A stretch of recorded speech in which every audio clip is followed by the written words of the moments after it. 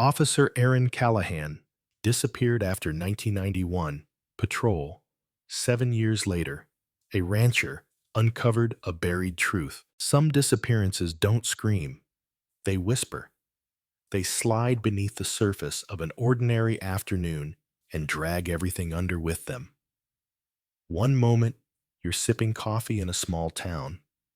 The next, you're staring into the kind of silence that makes radios crackle and hearts skip. This isn't just about a missing person. It's about what happens when the person who kept your road safe vanishes from it without a trace. The sky above Benton County on September 14th, 1991, was so clean it looked borrowed. A gentle sweep of early autumn air carried the scent of sun-warmed hay and distant cattle. At the county patrol station just off Main, Officer Erin Callahan ran through her morning checklist like she always did. Methodical, focused, and quietly proud of the badge over her heart. She had been on this route for 8 years. 60 miles of two-lane highway, wheat fields on one side, woods on the other, scattered with weathered barns and porches that creaked under rocking chairs. It wasn't glamorous, but for Erin, it was home. She arrived 15 minutes early, as always. Her dark brown hair was pulled tight into a regulation bun, not a strand out of place. Her uniform looked ironed with intention, her boots polished to reflect. She spoke briefly with the desk sergeant about her plans to visit her parents that evening in Springfield. He remembered her smile, quiet, genuine, the kind that made you believe everything was okay. Erin didn't talk much about herself, but people trusted her because she showed up. Rain, shine, holiday, or heartbreak, Erin was there. She checked her radio, tires, engine, emergency supplies, flashlight, jumper cables. Her Harley Cruiser rumbled to life with the kind of thunder that made kids run to their windows. Folks in town knew that sound like a church bell. They'd wave as she passed the diner or slowed near the old grain silo. She'd wave back. Sometimes she'd stop. Once, she bought a tank of gas for a single mother trying to get home from her third job. Another time, she sat for hours with an elderly man whose wife had just died on the side of the road. These weren't acts of duty. They were acts of Erin. At 2:30 p.m., she pulled into Miller's gas station. Mary Chin, the attendant, had already poured her usual black coffee and a chocolate donut. They talked about the weather, about the mildness of the breeze, about how fall seemed to be arriving early this year. Erin looked rested, calm, maybe even a little happy. She mentioned her mom had baked a peach pie and was saving her a slice. By 3:47 p.m., her voice cracked over the dispatcher's frequency. Unit 247, Code 7, meal break, mile marker 143, Riverside Bridge. Calm, professional, routine. And then, nothing. At 4:30, when she didn't check back in, no one panicked right away. It was a small department, and officers sometimes got caught up helping motorists or stopping to talk to locals. But by 5:15, concern turned to unease. Dispatch tried again. Static. Sergeant Tom Bradley made the call at 5:30. Search protocols activated. Units scrambled. Lights flashed across fading daylight as the sun dipped behind rolling hills. They drove the route she knew better than her own backyard, every mile, every bend. Near mile marker 143, where the wheat fields gave way to scrub and stone, they found nothing. No skid marks, no motorcycle, No sign of struggle, just the sigh of wind through two trees and a creeping sense that something was very, very wrong. As darkness fell, the quiet grew heavier. Farmers put down their tools. Wives packed thermoses. Volunteers gathered with flashlights and weathered boots. Children were sent to neighbors as the adults fanned out into the dark, calling Erin's name again and again. They checked ditches, barns, abandoned sheds. They combed fields and walked the tree lines, their breath visible in the cooling air. Nothing. Back at the Callahan house, a phone rang once, twice, then again. Howard Callahan, retired civics teacher, answered with the kind of voice that already knew. His wife, Lenora, covered her mouth. She didn't cry. She just walked to Erin's room, sat on the edge of the bed, and stared at the dresser. A photo from Erin's academy graduation stared back. So did the peach-colored mug she always used, the one Lenora had already washed and set out that morning. Hope didn't die all at once. It faded like sunlight through a dirty window. They say time slows in a crisis, but in Cedar Falls, it felt more like time was holding its breath. By dawn, search teams had doubled. By noon, it was over 200 people. Helicopters swept grid lines over soybean fields. Dogs sniffed tracks along the riverbank. Erin's scent was picked up near the bridge, then lost. As if the world had swallowed her whole. People started whispering. Was it an accident, a medical emergency, or something else? Theories bloomed in the silence. Someone she arrested. Someone who watched her.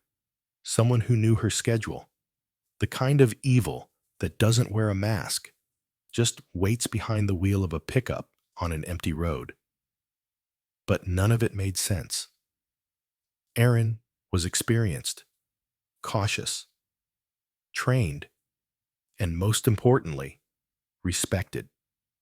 She was the kind of officer who diffused the situations, not provoked them.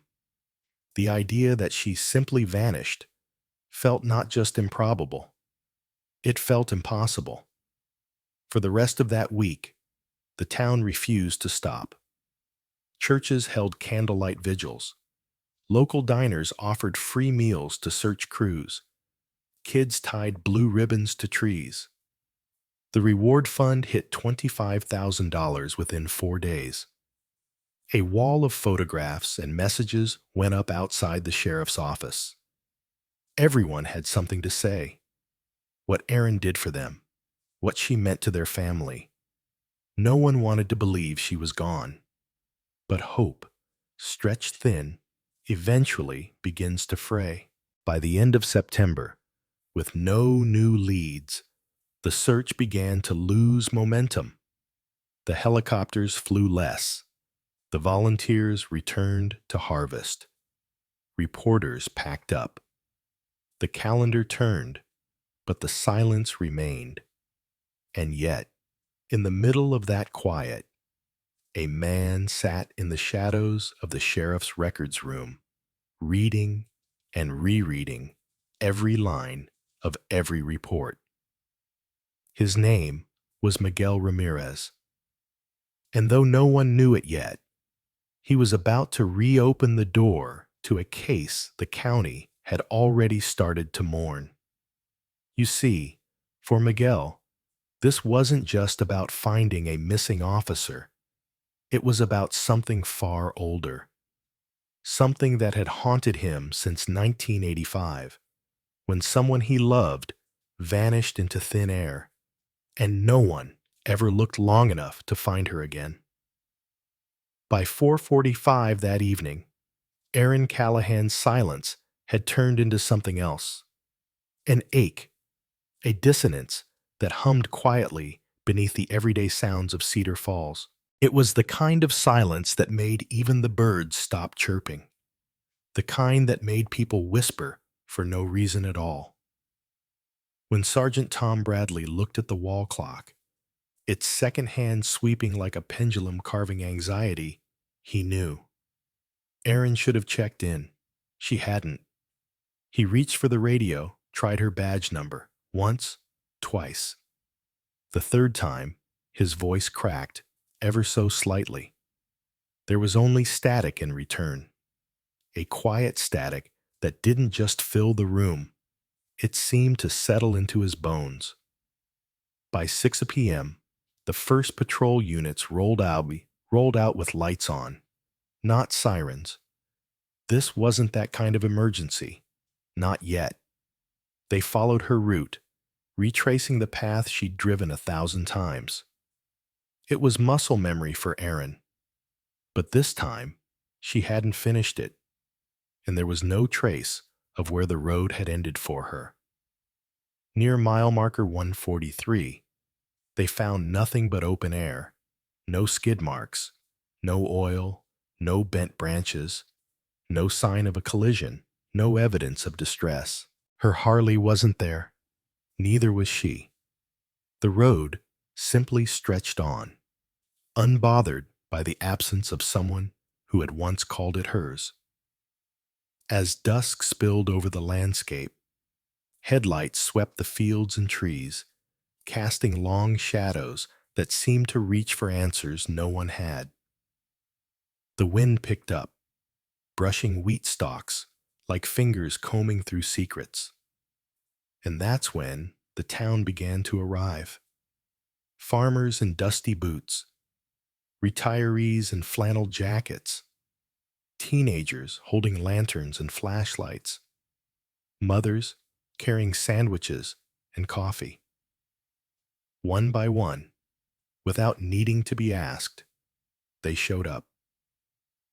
Because this wasn't just any officer.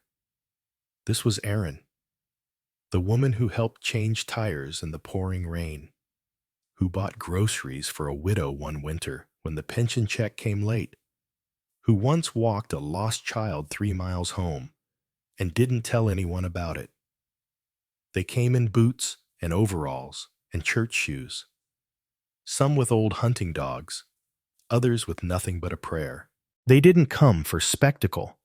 They came because losing Erin felt like losing something much larger, like losing the safety net they never knew they relied on until it disappeared.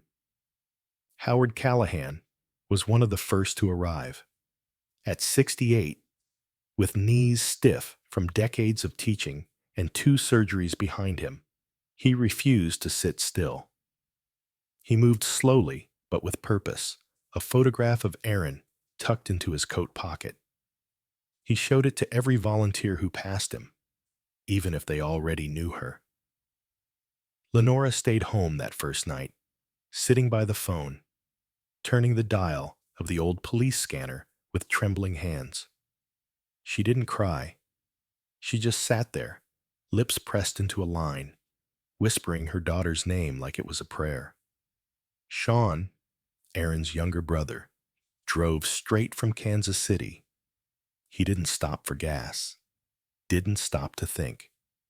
He showed up with a flashlight, a crowbar, and a look in his eyes that said, if the earth had to be cracked open, he would do it himself. The search was methodical.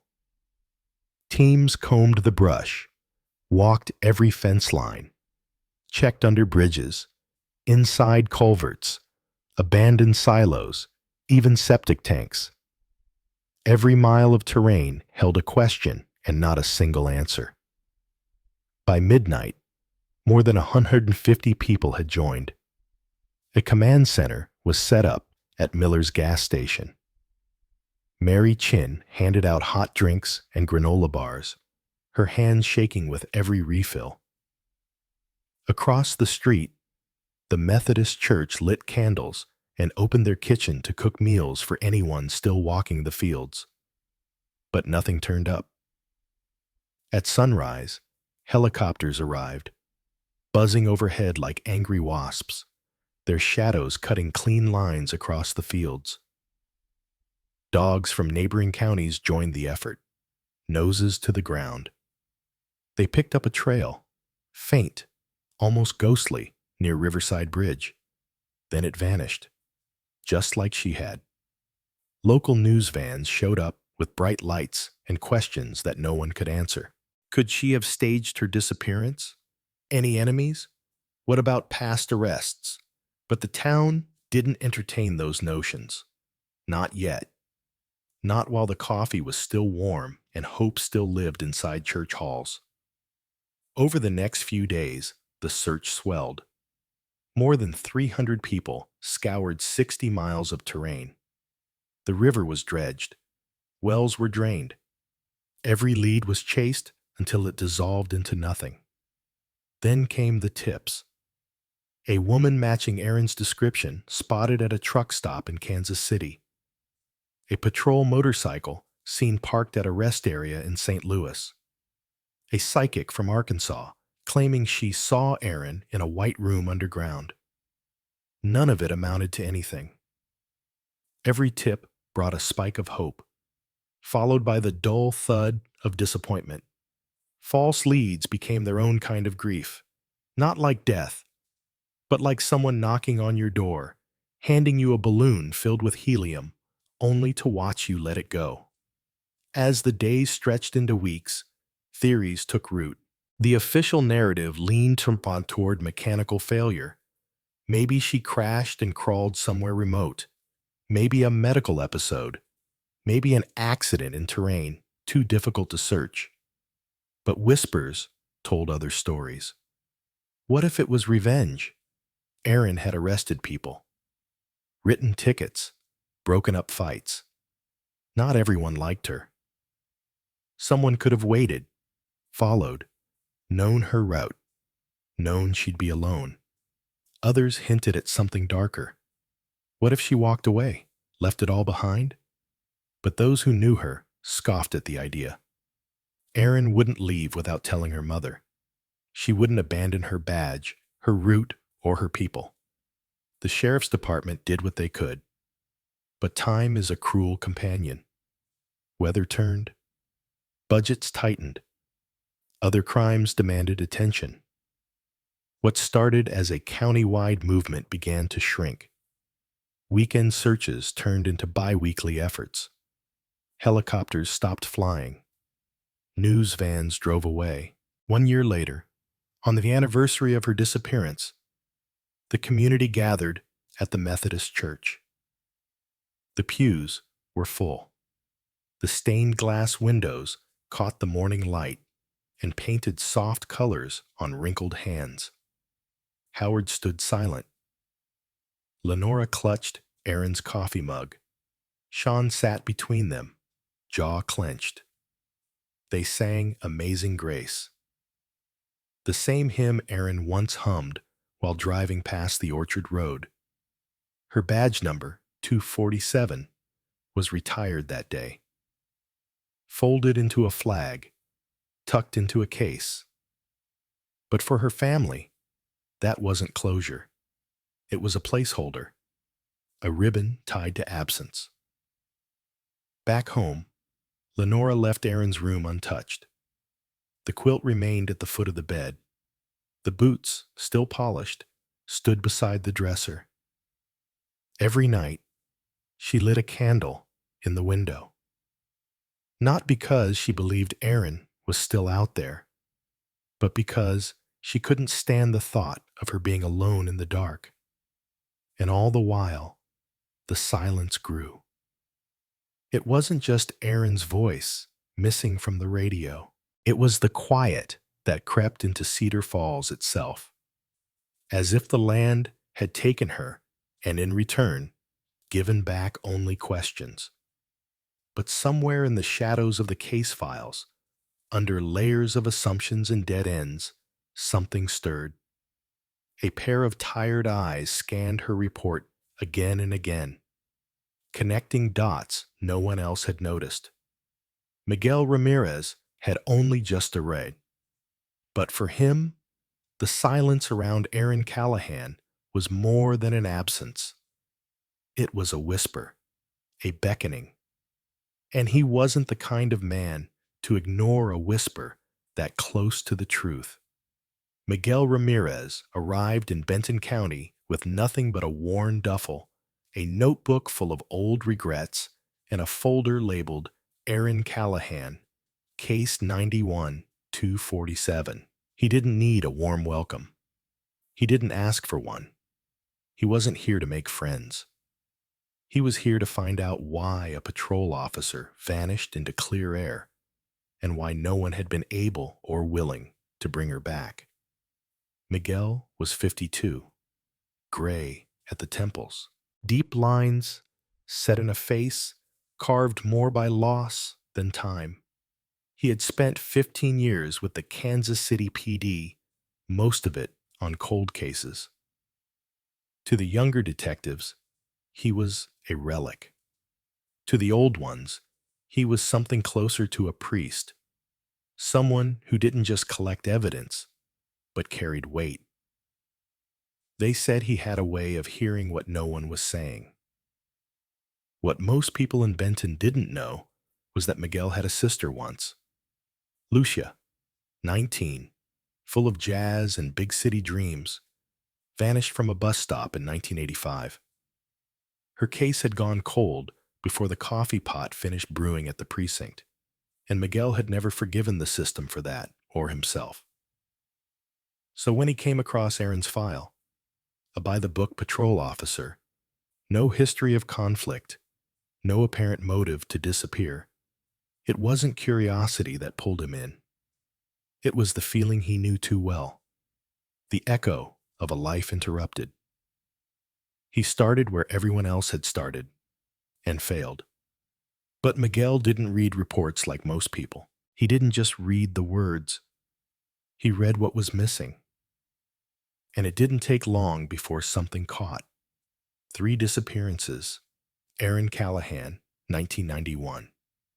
Dale Hoffman, a rancher last seen in 1989.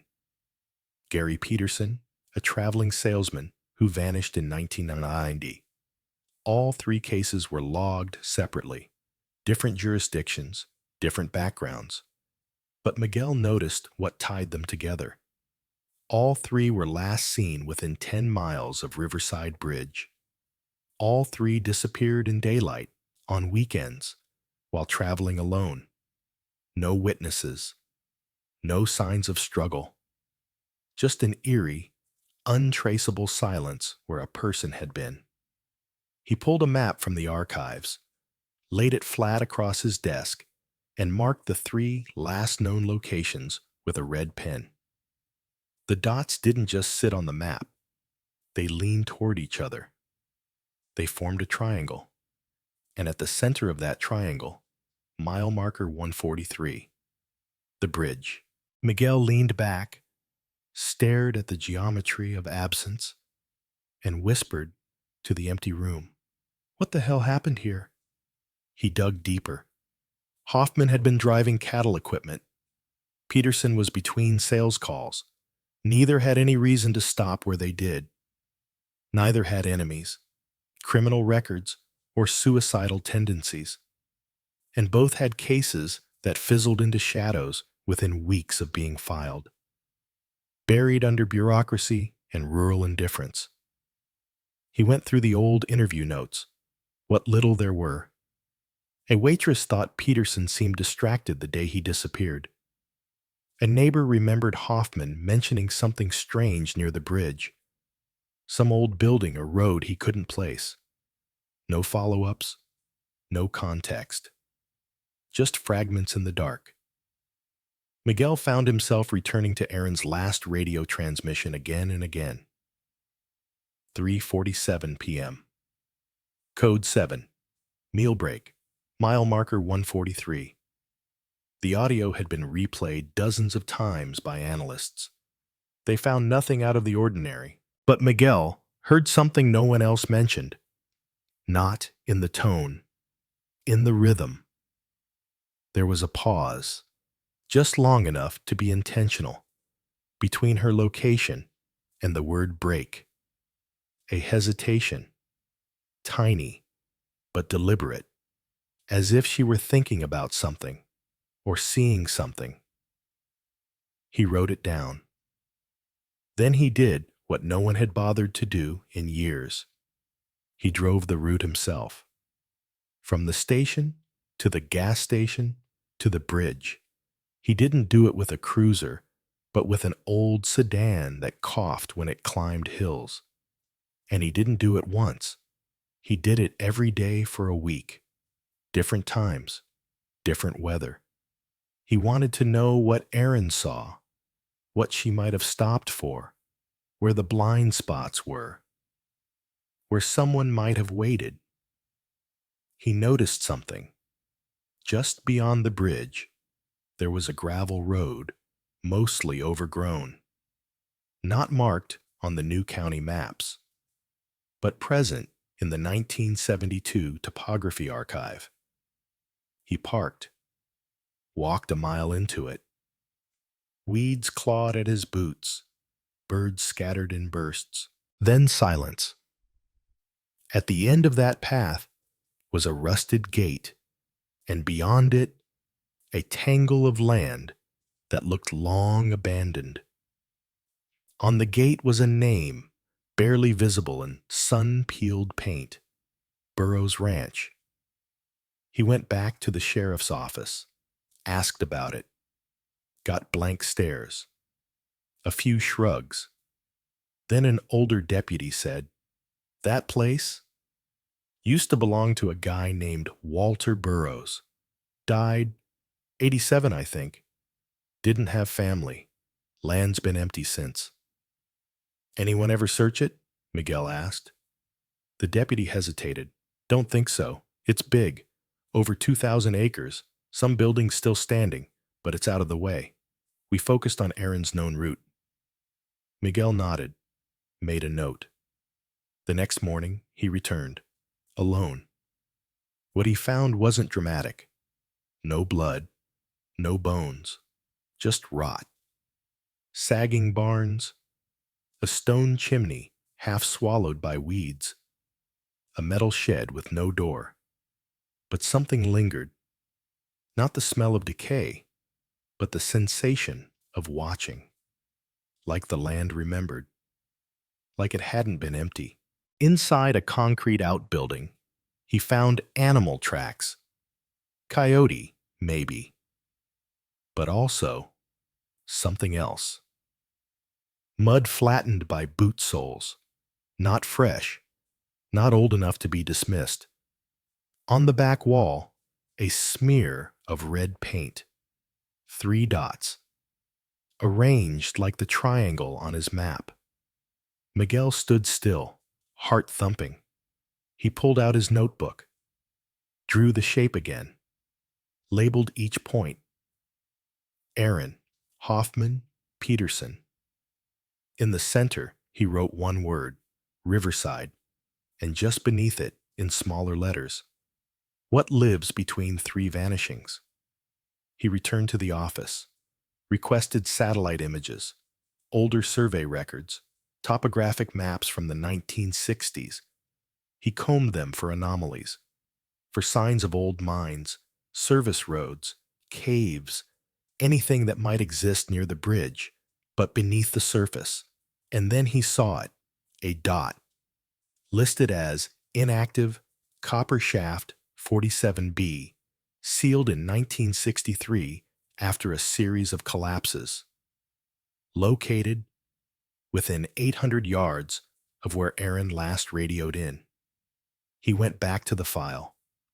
Nothing. No mention. Not in the initial search parameters. Not in later reports.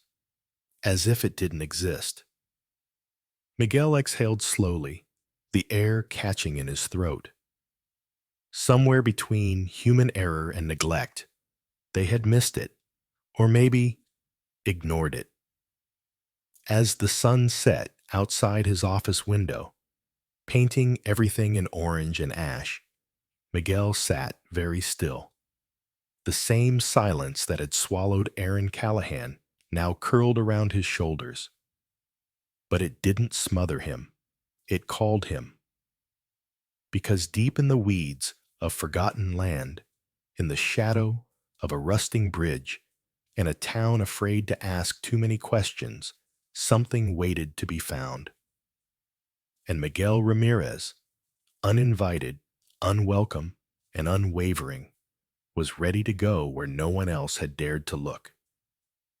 There's a kind of silence that belongs to the land, not the absence of noise, but the presence of something watching. That's what Miguel Ramirez felt the second time he stepped through the rusted gate of Burrows Ranch. The wind was quiet, but the trees leaned slightly, as if to whisper secrets they were too old and too scared to say aloud. The property stretched wide and uneven, more than 2,000 acres of tangled brush, forgotten fences, and buildings that looked like they'd collapsed under the weight of their own memories. The ranch had been left to die, and yet something about it felt alert, like it was waiting for someone to come back, or maybe for someone to finally notice. Miguel walked past the sagging barn again, this time more carefully. He ducked beneath the broken beam, scanned the ground. Dust, mouse droppings, a rusted pair of pliers, but nothing recent. He moved on to the storage shed, its door barely hanging by a hinge, creaking softly even though the wind had stilled. Inside, the air was damp, stale. Along the walls, old feed sacks had collapsed into piles of mold, but in the far left corner, something didn't fit. A fresh footprint, half of one, to be exact, heel dug into dirt, a work boot, size 10 or 11, days old, maybe less. Miguel crouched, ran his fingers over the edge of it. The soil was still soft. He stood slowly, suddenly aware of how alone he was. There was no cell signal this far out, no backup, no cameras, just the sound of his breath and the distant rustle of crows overhead. He stepped back, scanned the perimeter. If someone had been here recently, why? What were they looking for? Or worse, what were they hiding? Back at the sheriff's office, he brought it up. "Anyone ever check out Burrows Ranch?" he asked. Deputy Kane, one of the few who'd been around since the early 90s, shook his head. "No reason to. That place has been empty for decades." Miguel narrowed his eyes. "You sure?" Kane hesitated. "Look, folks around here don't go near it. Superstitions mostly. Burrows was odd, loner, didn't trust anyone. Barbed wire, warning signs, cameras even back in the 80s. Some say he had traps set up around the back of the property."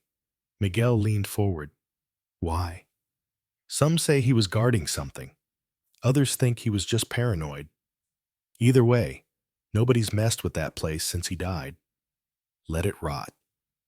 "But Erin's route passes just 2 miles from it." "Yeah, and? And now we have 3 disappearances. Erin Callahan, Dale Hoffman, Gary Peterson, all near the perimeter of a ranch that nobody wants to talk about." Kane stiffened. "You're reading too much into it." Miguel didn't respond. He just stood and walked out, because he knew what it looked like when people stopped asking questions, not out of closure, but out of fear. That night, he took the files home, spread them across the floor of the tiny rented cabin he was using just outside town. Newspaper clippings, witness reports, terrain maps, photos of the bridge, all of it forming a mosaic of something broken and quiet and dangerous. But it was a faded photograph that caught his eye, not of Erin, of Walter Burrows. A black and white ID photo from a land deed transfer in 1978. Thick beard, wide shoulders, cold eyes. Next to him stood a younger man, barely in the frame, not labeled, just a half turn of a face. Miguel stared at it. Something about the posture, the way the younger man leaned just slightly toward Burrows, as if waiting for permission to exist. He flipped the photo over. No name, no date. But someone had once written, faintly in pencil, Sunday, June 4th. Ezra watching again. Ezra? Miguel ran a search. Local records were thin, but he pieced together fragments. Ezra Mackenzie worked as a hired hand for Burrows in the mid-'80s. Never officially employed. No tax records. No Social Security filing. No forwarding address after 1987. He vanished just months before Burrows died. The theory clicked in place, like a key, turning too easily in a lock. If Ezra had stayed on the land, if no one bothered to check, he could have lived there unnoticed for years, maybe longer. And if someone didn't want Erin found, Burrows Ranch would be the perfect place to make that happen. The next morning, Miguel drove back out, this time with a thermal camera and a topographical overlay loaded onto a rugged tablet. The device mapped the terrain in real time, showing heat differentials beneath the soil. It was borrowed from a contact in Kansas City's underground crime division. And it wasn't street legal. But Miguel wasn't playing by rules anymore. As he reached the ridge behind the broken-down machinery barn, the scanner picked something up. A faint rectangle, 10 feet across, buried under 3 feet of earth and covered in decades of wild grass. A structure. He marked the spot, circled back later with a collapsible probe. It punched through to hollow air on the fourth thrust. Something was down there. The wind changed. He froze, listened. A metallic rattle, distant, from the direction of the storage shed. He waited, listened again. Nothing, but it was enough. He backed out of the field, didn't stop until he reached his car. Later that night, over cold diner coffee, he pulled out his notes, scanned his field log. The triangle, the disappearances, the hesitation in Erin's voice before she said, meal break. She saw something. Something just off the road. Maybe a person, maybe a vehicle. Something that made her pause, but not enough to raise alarm. And then she vanished. Miguel felt the tension rise in his chest like a wave. There was a line connecting it all, but it wasn't drawn on a map. It was drawn in fear. And that fear wasn't just buried in the fields. It lived in the people. Because when he brought it up again, in casual conversation, over pie at the diner, at the hardware store, people changed. Conversations slowed. Smiles faded. Eyes darted. One old-timer, after listening quietly, said softly, "That land's cursed. Let it rot." Another said, "We lost Erin. Don't lose yourself too." And then there was the waitress, Kay, maybe late 50s, who leaned in one night and said, "Some folks here ain't scared of what happened to her. They're scared you might actually find out." Miguel didn't sleep that night, not because of ghosts, but because for the first time, he realized he wasn't chasing a mystery. He was stepping into one that others had built walls around. And behind those walls, someone was still watching. Spring returned to Benton County with its usual quiet bloom. The wheat fields grew soft and golden again, like nothing had ever gone missing here. But beneath that peaceful sky, Miguel Ramirez was building something dangerous, a map of the truth, lined with pain and possibility.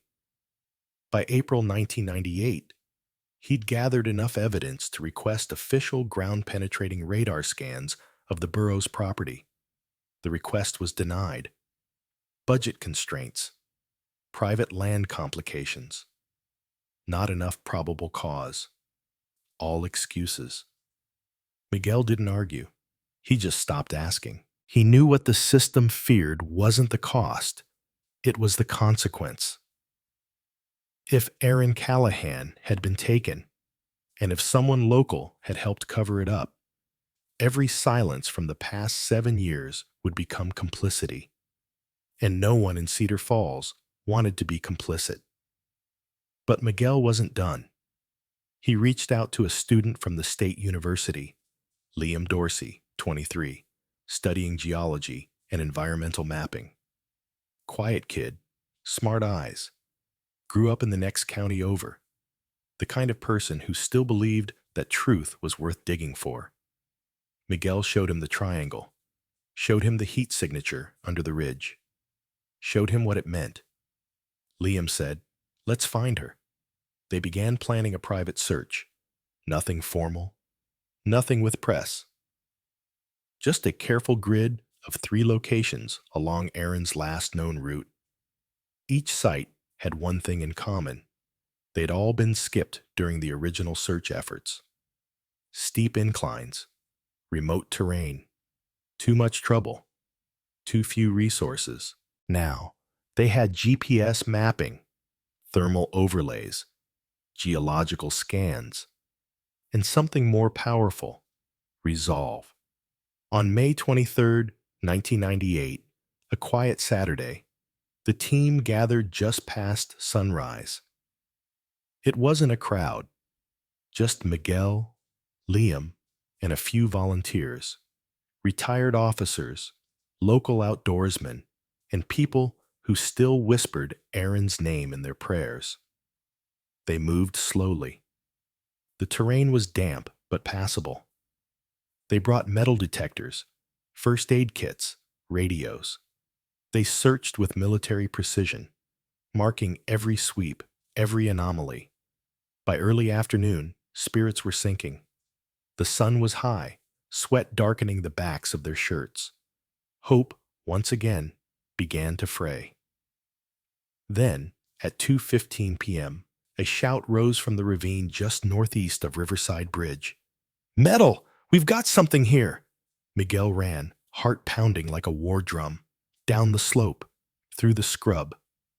There, half buried beneath wildflowers and weeds, lay a flash of chrome, a set of handlebars. He fell to his knees beside them. It was Erin's Harley. The blue stripe was still visible, dulled but unmistakable. The tires had sunken into years of rain-soaked earth. Wild grass threaded through the wheels.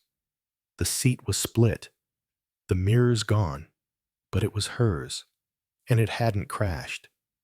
There were no signs of impact, no shattered glass, no scraped asphalt. The bike hadn't tumbled into the ravine. It had been placed there, carried, maybe, or towed, then carefully hidden under dirt and brush. 15 feet away, nestled beneath a half-collapsed bush, was Erin's helmet. Miguel picked it up. Inside, folded and wedged behind the inner padding, was a scrap of paper. Weather-stained, edges curled. He opened it with care. The words, in shaky but unmistakable handwriting, read, "If found, check old mine shaft, EC." The letters were faded, but the meaning hit like a thunderclap. She had been alive, at least long enough to write that note, and she had left a trail. Liam was already pulling up the map. "There's only one known shaft within a mile of here," he said. "Sealed copper mine, shaft 47B. Miguel nodded, barely breathing. They went in the next morning. The entrance had been collapsed decades ago, but erosion, weather, and time had worn through the seal. It was barely more than a jagged opening in rock, half covered in thorns and moss. The air that came from it was cold, damp, heavy with memory. Miguel led the way in. The flashlight beam swept over rusted rails, collapsed beams, debris. But about 50 yards in, the tunnel widened. And there, cut into the stone wall, was a hollowed-out space. Someone had lived here. Blankets, empty food tins, water bottles, medical gauze. A broken radio, Erin's radio, badge number scratched into the casing. She had survived, not just for a night or two, but for weeks. Miguel found more notes, scribbled onto pages torn from a small journal. They were damp, fragile, but legible. September 15th, motorcycle wrecked, bad leg, crawled here, no signal. September 18th, rationing food, trying to stay calm. September 22nd, heard search choppers, too weak to climb, trying again tomorrow. October 1st, getting colder, not sure how much longer I can. Then the final entry, October 7th, voices outside, lights, someone's coming, finally going home. That was the last thing she ever wrote. Miguel stood frozen, the paper shaking in his hand. Someone had been there. Someone had either found her or silenced her. But there were no remains, no bones, no blood, only an absence more complete than death. The search widened.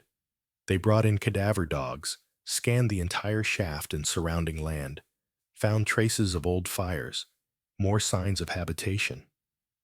But no Erin. It was as if the earth had opened to protect her, and then swallowed her whole. Miguel sat at the mouth of the mine long after the others had left. The sun dipped low. The shadows grew. He imagined her, crawling through the dark, every breath a battle, every night a question. He imagined her hearing voices, seeing light, whispering to herself, finally going home. And then nothing. No witnesses. No reports. No closure. Back in Cedar Falls, the news spread quickly. They had found her bike, found her shelter, found her words, but not her. People came to the mine entrance and left flowers, blue ribbons, badges, a child's drawing of Erin standing beside her motorcycle, smiling. Lenora Callahan came too. She didn't speak, just placed a peach-colored mug on a rock near the entrance. The same mug she'd washed that morning 7 years ago. In his next report, Miguel wrote, "This was not an accident. This was a cover-up, whether intentional or institutional. I believe Erin Callahan was found, and her fate concealed. The evidence suggests survival. The absence of records suggests fear." He stopped short of naming names, but he knew where he was going next, because there was one place no one had checked. One piece of the puzzle that had hovered beyond reach. A hospital, a record, and an old man's memory that might just be the key to everything. The hospital sat 60 miles south of Cedar Falls, tucked behind a thin veil of oak trees and indifference. County General Hospital was one of those aging institutions that carried the scent of bleach and buried stories. Its walls had seen everything: births, endings, miracles, mistakes, and forgotten almost all of them. But Miguel Ramirez hadn't come for the living. He came for what the hospital had tried to erase. It started with Bill Evers, a retired cattle rancher who walked into the sheriff's office one quiet December morning in 1998. His hands trembled slightly, not from age, but from whatever it was that had brought him there. He asked to speak to someone in private. Miguel met him in the break room. No tape recorders, no forms. "I didn't know if it mattered," Bill said, voice hushed, eyes darting. "But I read in the paper about that mine. The girl, Erin Callahan." Miguel nodded. "You know something?" "I think I saw her." "When?" "October 1991. Miguel felt the air shift. Bill went on. He'd been driving near the foothills when he spotted a woman walking along the roadside. She looked hurt, clothes torn, limping, no shoes. She had this look, not just tired, hollow. He pulled over.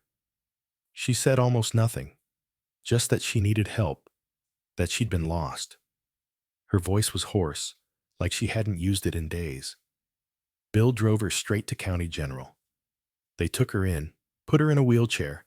That was the last I saw her. "Did you give them a name?" "She didn't give one. I told them I thought she might be that missing officer, the one from the news." They nodded, took her inside.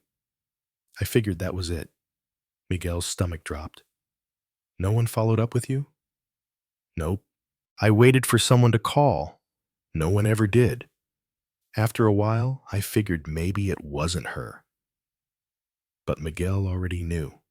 It was her, and someone had made sure the trail ended there.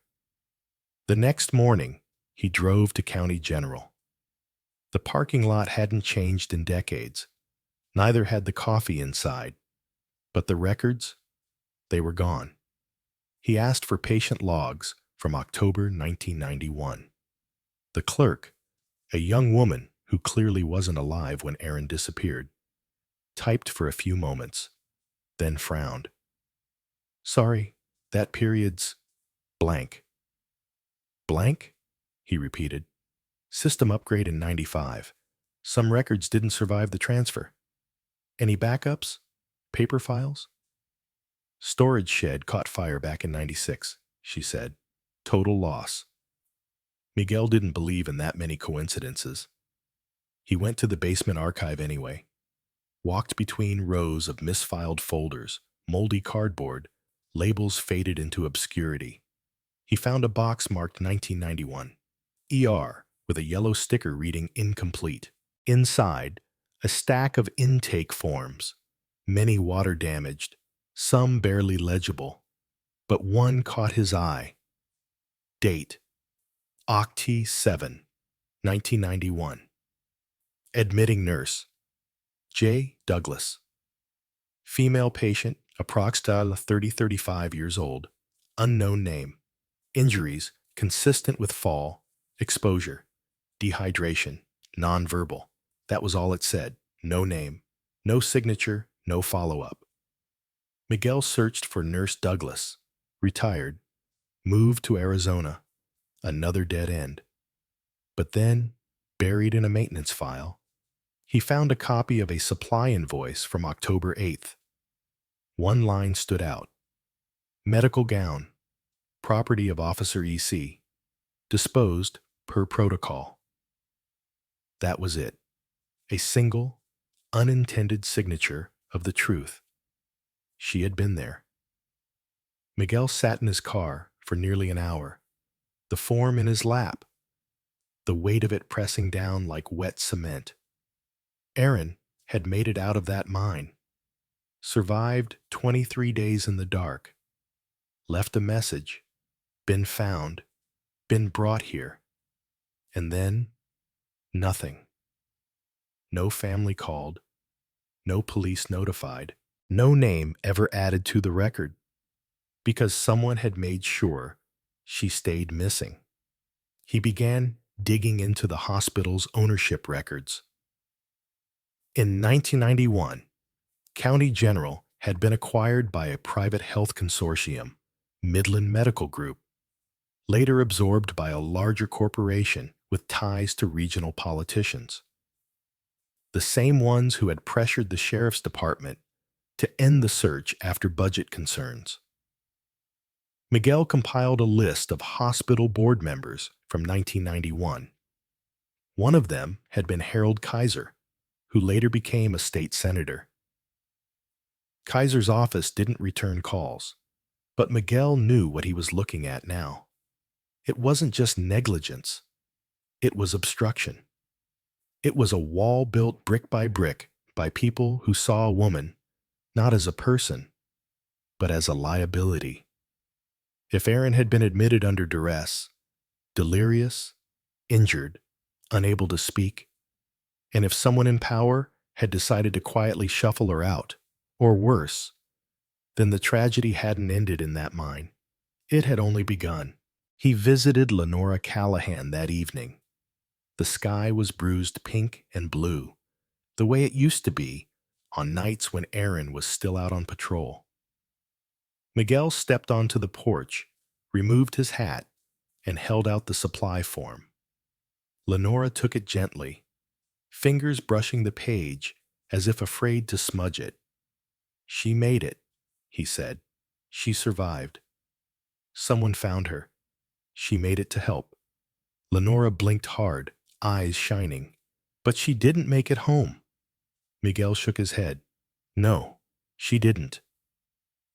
She stood there a long time, looking not at the paper, but at the horizon, as if searching for something that had already passed.